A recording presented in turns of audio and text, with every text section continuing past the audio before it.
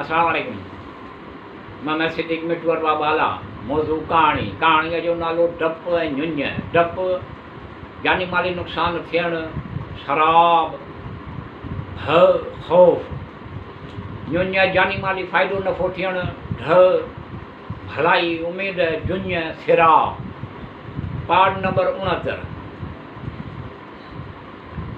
हज़रत लुक़मान शैतान जे मकर खां परहेज़ कंदो हुयो। पंहिंजे दिलनि जे दर्द जो इलाजु तफ़कुर सां कंदो हुयो ऐं नफ़्स जे बीमारियुनि जो इलाजु दुनिया वारनि जे अहवाल सां इबरत हासिलु करे कंदो हुयो। पंहिंजी जॻहि तां हरकत कोन कंदो हुयो जेसीं ताईं कंहिं अमुर सां उनजो फ़ाइदो पहुचे ऐं उमेद न हूंदी। ईअं हुयो। उन्हनि सबबनि विजूद हिन करे ख़ुदा पंहिंजे हिकमतूं अता कयाई ऐं उनजे गुनाहनि खे महसूब करार ॾिनो। ख़ुदा जे फ़रिश्तनि हज़रत लुक़मान अलैहिस्सलाम खे निदा कई। अहिड़ी तरह लुक़मान आवाज़ ॿुधो मगर उन्हनि खे कोन ॾिठो। फ़रिश्तनि चयो, हज़रत लुक़मान तूं चाहीं थो त ख़ुदावंद आलम तोखे पंहिंजो ख़लीफ़ो बनाए। ईअं चयो त तूं माण्हुनि जे उमूर जो फ़ैसिलो करीं। लुक़मान अलैहिस्सलाम चयो, अगरि ख़ुदावंद आलम जो हुकुम ॾे त उनजी अताअत कंदुसि, छो त उनजो हुकुम क़बूल कंदुसि त मुंहिंजी मदद कंदो। हज़रत लुक़मान चयो, ऐं जो कुझु उन उहिदे लाइ ज़रूरी मूंखे उनजी तइलीम ॾींदो ऐं मुंहिंजी लफ़्ज़ूं खे महफ़ूज़ रखंदो। अगरि हिन मूंखे उन उहिदे लाइ क़बूल करण में इख़्तियार ॾिनो त आऊं आफ़ियत इख़्तियार कंदुसि। मलाइकनि पुछियो, हे हज़रत लुक़मान अलैहिस्सलाम, छो ईंदो करीं? ईअं कंदे माण्हुनि जे विच में फ़ैसिलो कंदे ख़ुदा जे दीन में तमामु घणो बुलंद मर्तबो रखींदो, लेकिन उन जी तकलीफ़ ऐं आज़माइश बि सख़्तु आहे।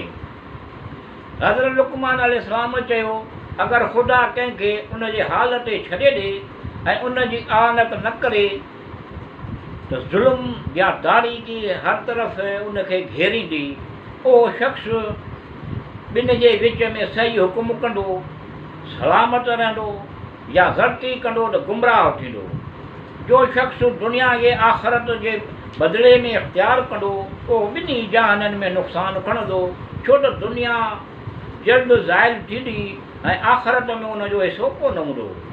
मलाइकनि इहो ॿुधी उन जे हिकमत ऐं उन जे अकुलमंदी घणो तइजब कयो। ख़ुदावंद आलम उन गुफ़्तगू खे पसंदि कयो। जॾहिं राति थी, हज़रत लुक़मान ख़्वाब में वियो। ख़ुदावंद आलम अनवार हिकमत उन ते नाज़िल कयो। उन ते नाज़िल करे हमेतन उन जो मुनवर कयो।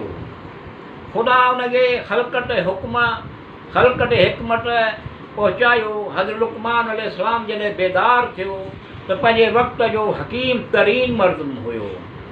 इहो ॿाहिरि माण्हुनि वटि आयो उन हाल में त उन जी ज़बान मां कलाम हिकमत जारी थियो ऐं उलूम हिकमत ऐं मारिफ़ रब्बानी माण्हुनि खे ॿुधाईंदो हुयो। ऐं जॾहिं हज़रत लुक़मान अलैहिस्सलाम पैगम्बरी क़बूल कोन कई त ख़ुदा मलाइकनि खे हुकुम ॾिनो त हज़रत दाऊद अलैहिस्सलाम जिन खे उन जी दावत ॾियो। हज़रत दाऊद अलैहिस्सलाम क़बूल कयो ऐं जेके शर्त हज़रत लुक़मान अलैहिस्सलाम पेश कयो हुयो उहे हज़रत दाऊद अलैहिस्सलाम जिन पेश कोन कयो त ख़ुदा हज़रत दाऊद अलैहिस्सलाम जिन खे ज़मीन ते पंहिंजो ख़लीफ़ो बनायो। ख़ुदा अक्सर हज़रत दाऊद अलैहिस्सलाम जिन जी आज़माइश कई ईअं ॾियो ऐं उनखां चंड तरके उला सादिर थी त उनखे ख़ुदा माफ़ फरमायो। हज़रत लुक़मान अलैहिस्सलाम अक्सर हज़रत दाऊद अलैहिस्सलाम जिन वटि सां मुलाक़ात करण लाइ ईंदो ऐं उनखे नसीहतूं कंदो। पंहिंजे इल्म ऐं हिकमत वाइद जे घणाई सां गॾु हज़रत दाऊद अलैहिस्सलाम उनखे चवंदो हुयो, ख़ुशहाल जो तव्हांखे हिकमत अता कई वई ऐं इम्तिहान तव्हां तां खयो वियो। ख़िलाफ़त हज़रत दाऊद अलैहिस्सलाम जिन खे ॾिनी वई ऐं उनखे इम्तिहान में आंदो वियो। हज़रत लुकमान संदसि फर्ज़ंद खे एतिरी क़दुरु नसीहतूं कयूं जो इहो सरापा हिकमत ते महमूर थियो ऐं इसरार हिकमत लुकमान जे उनजे दिलि में पियूस थी वियो।